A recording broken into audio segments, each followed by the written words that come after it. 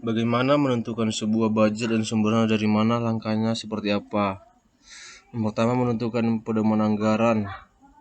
Tahap pertama itu menentukan pedoman anggaran.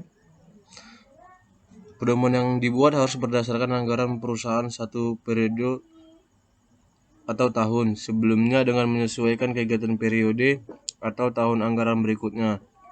Dalam menyusun ini maka dikenal sebagai manajemen puncak. Manajemen puncak merupakan dasar dalam menyusun anggaran belanja perusahaan.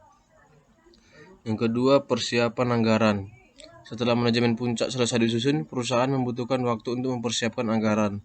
Dalam tahap ini, persiapan tidak hanya dilakukan oleh staf keuangan saja, tetapi butuh kerjasama semua divisi dalam perusahaan supaya tahap penganggaran bisa berjalan dengan baik.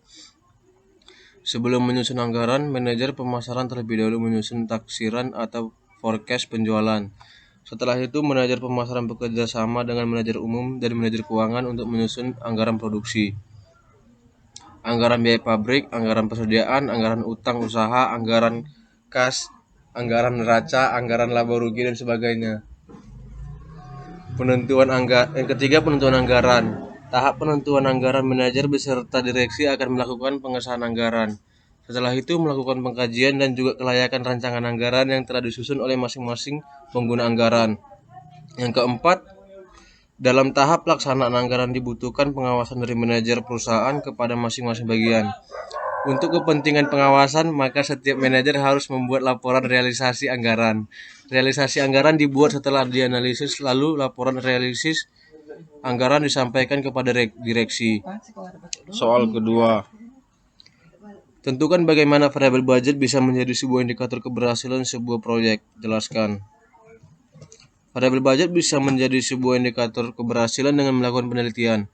Penelitian ini dimulai dengan adanya kepedulian terhadap produktivitas pekerja proyek bangunan gedung milik pemerintah, di mana setiap proyek memiliki karakteristik unik.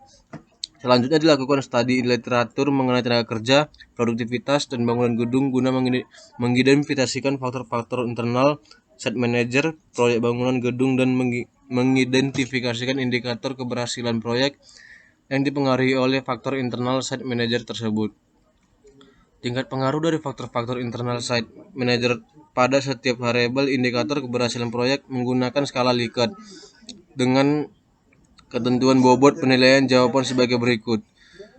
Sangat sesuai atau sangat baik atau sangat tinggi bernilai 5. Sesuai, baik, tinggi bernilai 4. Cukup sesuai, cukup baik, cukup tinggi bernilai 3. Kurang sesuai, jelek atau rendah bernilai 2. Tidak sesuai atau sangat jelek atau sangat rendah bernilai 1. Yang ketiga, apabila budget telah habis di tengah jalan, bagaimana cara yang dilakukan agar tidak terkendala dan berimpact terhadap sebuah proyek?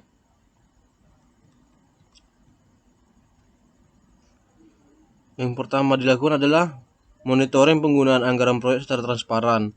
Dalam kondisi seperti ini, sistem pelaporan budget proyek yang direalisasikan di lapangan harus dimonitor secara ketat. Yang kedua, kontrol rencana proyek dan realisasinya secara real time. Tanpa sistem monitoring yang real time, unit kerja yang melenceng tentu tidak dapat direspon secara cepat.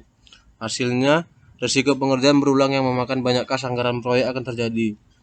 Yang ketiga, beralih ke integrated cloud untuk mengumpulkan dan menampilkan report.